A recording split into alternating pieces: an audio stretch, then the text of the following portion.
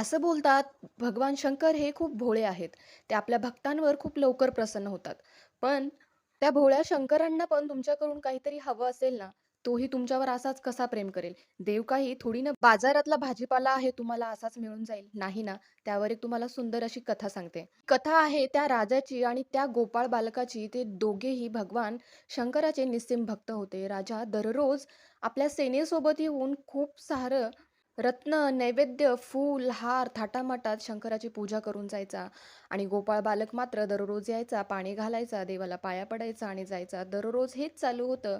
एक दिवस पार्वतीने बोललं, "ह्या दोघांमधील श्रेष्ठ भक्त कोणता?" तेव्हा भगवान शंकर बोलले, "तूच बघ." राजा आला, नेहमीसारखं पूजा करायला लागला. जोरदार वादळ आला.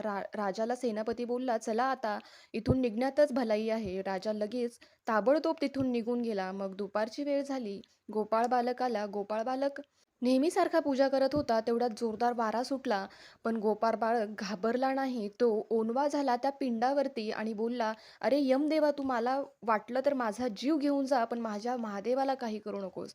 मग तिथेच प्रसन्न झाले शंकर आणि पार्वती. इथे जिंकला तो गोपाळ बालक.